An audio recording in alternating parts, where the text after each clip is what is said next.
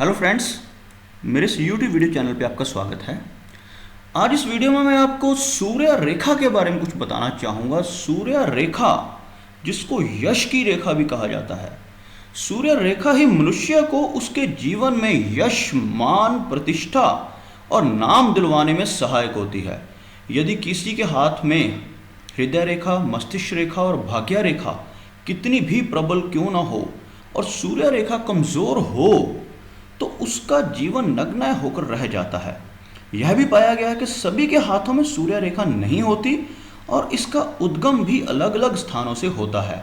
वैसे तो यह रेखा सूर्य पर्वत के नीचे होती है, पर यह भी है कि इसका उद्गम कहीं से भी हो सकता है, परंतु समाप्ति सूर्य पर्वत पर ही होती है। आइए देखते हैं कि सूर्य रेखा का उद्गम कहाँ कहाँ से संभव है और उसका क्या क्या फल है।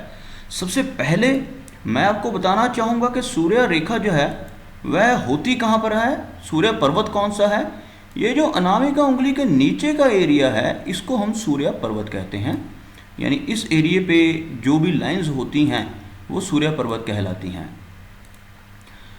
इस एरिया पे जो लाइन आकर ख़त्म होती है वह सूर्य पर्वत कहलाती है। और उसका उद्गम कहाँ कहाँ से होता है उसके बारे में डिटेल में आपको इस वीडियो में बताऊंगा, और उसका फल क्या होता है उसके बारे में हम डिस्कशन करेंगे इस वीडियो में। कुछ हाथों में यह शुक्र पर्वत से आरंभ होकर सूर्य पर्वत तक जाती है। सबसे पहले शुक्र पर्वत बता दूंगा आपको। यह जो जीवन रेखा होती है हमारी, इसके अंदर वो जो घिरा हुआ एरिया होता है इसको शुक्र पर्वत कहा जाता है। और होता क्या है, कई लोगों के हाथों में यह जो सूर्य की रेखा है, जिसको यश की रेखा भी कहा जाता है, मान और प्रसिद्धि की रेखा कहते हैं, वो यहाँ से शुरू होकर ऐसे ऊपर को जाते हुए यहाँ आकर सूर्य माउंट पे ख़त्म हो जाती है। और ऐसी रेखा अपने आप में बेहद अनुकूल मानी जाती है। इन्हें दूसरे लोगों से धन प्राप्त होता है और विवाह के बाद ही इनका ऐसे लोगों का भाग्योदय होता है और जीवन में इनका संबंध कई स्त्रियों से होता है। और सबसे रोचक बात यह है कि ये उन सभी स्त्रियों से धन प्राप्त करते हैं। यानी अगर किसी व्यक्ति के हाथ में ऐसी सूर्य रेखा हो तो वो क्या कह सकते हैं हम उसको, कि उसकी लाइफ में बहुत सारी स्त्रियां आएंगी, लेडीज़ आएंगी और उसको हर तरह से, यानी हर तरफ से धन की प्राप्ति होगी। आगे बढ़ते हैं दूसरी तरह की सूर्य रेखा की तरफ। इसे जीवन रेखा की समाप्ति से प्रारंभ होकर सूर्य पर्वत तक जाते हुए भी देखा गया है। अब बात करते हैं, ये है जीवन रेखा। यहाँ ये समाप्त होती है नीचे आकर, सपोज इसके आसपास यहाँ कहीं से भी ये शुरू होकर ऊपर बढ़ती हुई सूर्य पर्वत पर आकर खत्म हो, सन पे आकर खत्म हो। ऐसी रेखा बहुत कम हाथों में पाई जाती है, पर जिसके भी हाथों में ये रेखा होती है वह उच्च कोटि के प्रसिद्ध कलाकार होते हैं और बहुत फेमस होते हैं। सबसे बड़ी बात मैं कहना चाहूँगा कि ये जो रेखा है सूर्य रेखा, ये हम अगर कहें कि धन दौलत तो बहुत छोटी चीज़ें हैं, यह सबसे बड़ी बात है कि इंसान को फेमस कर देती है।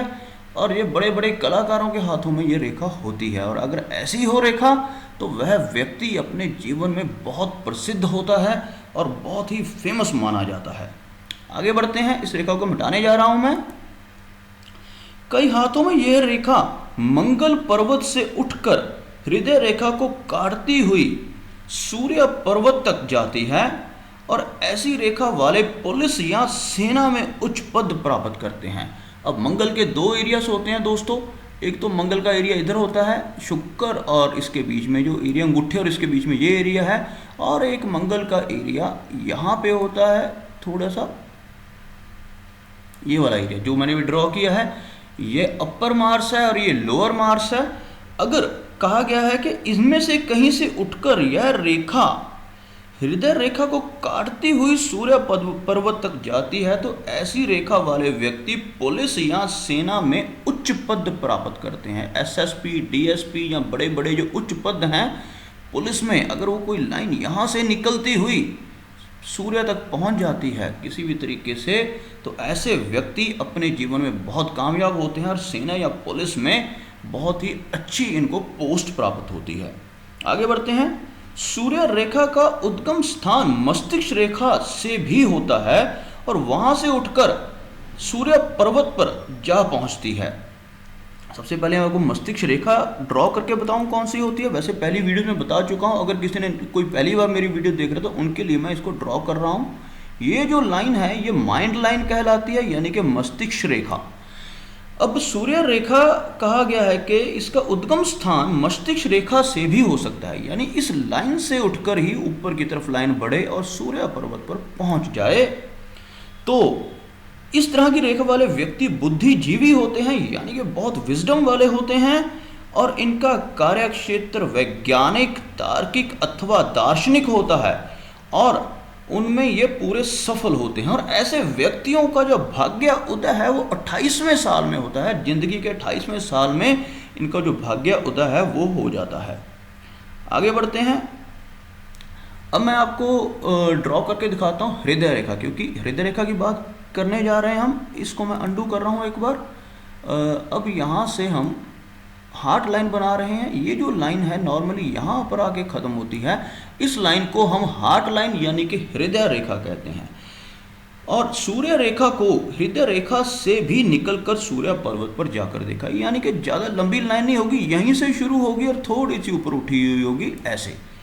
और ऐसी रेखा, इस प्रकार की रेखा वाले का प्रारंभिक जीवन जो होता है, शुरुआती जीवन जो होता है वो कष्टमय होता है, परंतु बाद में ऐसे व्यक्ति अपने प्रयत्नों से उन्नति कर शीर्ष स्थान पर पहुंच जाते हैं और इनके कार्य चमत्कार की तरह पूरे होते हैं। परंतु यह रेखा अगर बीच में टूट जाए तो बदनामी का सामना करना पड़ता है।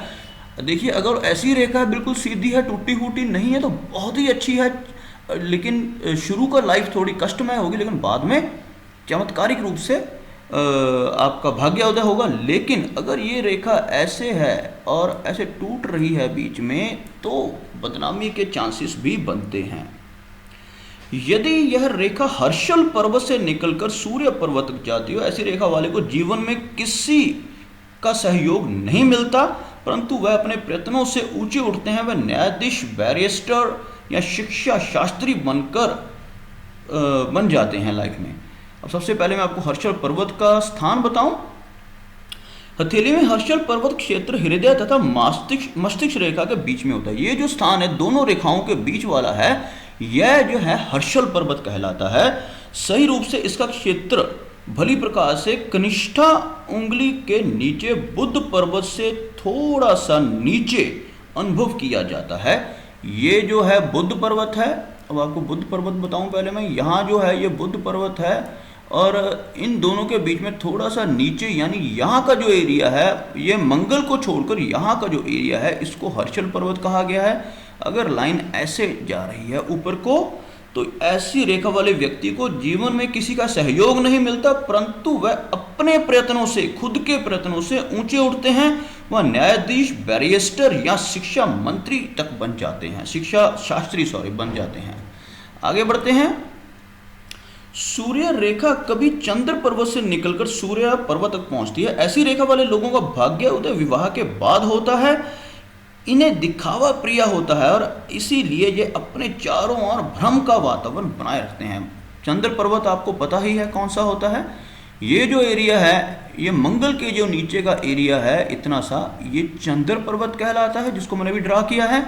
अगर यहाँ से कोई रेखा निकलकर सूर्य मौल तक पहुँचती है तो ये चंद्रमा से सूर्य तक पहुँच रही है। और ऐसे व्यक्तियों को दिखावा बहुत पसंद होता है और यह अपने चारों ओर भ्रम का वातावरण पैदा करके रखते हैं। आगे बढ़ते हैं। बहुत कम लोगों के हाथ में यह रेखा मणिबद्ध रेखा से निकलती है। मणिबद्ध आपको बता देता हूँ, ये नीचे वाला जो पोर्शन होता है, यहाँ पर 2-3 लाइनें होती हैं, इसको मणिबद्ध कहा जाता है। बहुत कम लोगों के हाथों में ये लाइन ऐसी होती है कि जो मणिबद्ध से निकलकर ऊपर की तरफ जाए, सारी रेखाओं को काटती हुई और सूर्य पर्वत तक पहुँच जाए। अगर ऐसी रेखा है किसी व्यक्ति के हाथ में कि जीवन रेखा से शुरू ना होकर मणिबद्ध से शुरू होकर ऐसे ऊपर तक पहुँच जाए सूर्य पर्वत तक, तो ऐसे व्यक्ति जो होते हैं बहुत ही आध्यात्मिक होते हैं और इनके ऊपर किसी भी स्थिति का, यानी धन का, यश का, मान का, प्रसिद्धि का कोई प्रभाव नहीं पड़ता। ये मस्त मौला टाइप लोग होते हैं, इनके ऊपर किसी भी स्थिति का प्रभाव नहीं पड़ता। तो दोस्तों, ये जो ऐसे व्यक्ति होते हैं बहुत ही कामयाब होते हैं। तो अगर मैंने आपको सूर्य रेखा के बारे में बताया जो यश देती है, अगर आपको मेरा वीडियो अच्छा लगा इसे लाइक करें, शेयर करें और मेरा चैनल भी सब्सक्राइब करें। बहुत बहुत धन्यवाद।